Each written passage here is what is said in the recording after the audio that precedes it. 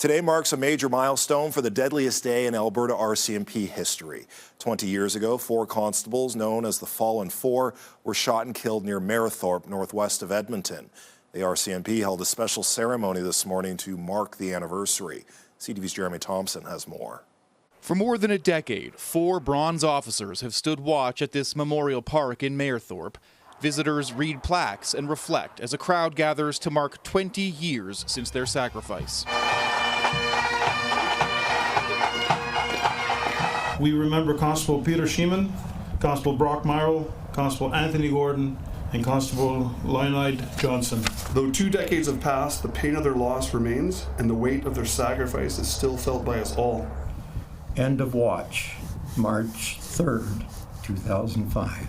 That day, the 4 Mounties were shot and killed on a rural property just outside of town. James Roscoe emerged from a Quonset barn and opened fire with a semi-automatic rifle. He then killed himself. Roscoe was known to police in the area, dating back to the 1980s when Kim Allen McKee worked at the Mayerthorpe detachment. I had dealt with him before. That could have been me at that time. Like, he was causing problems all the time with that during the time I was here.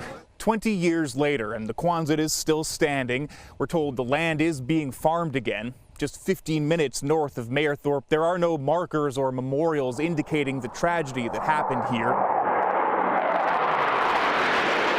Time moves inexorably on. There's nothing you can do to stop it. But yeah, this is one of those days that lives in infamy for Alberta, for Mayerthorpe, and for the country, for that matter. Brings to mind too the service and sacrifice that all police officers offer every day. Certainly not to this extent, and God willing, not ever to this extent. Some family members of the fallen officers were present. The Myrols couldn't make it, but Brock's father Keith wrote a song about the tragedy, played to end the ceremony.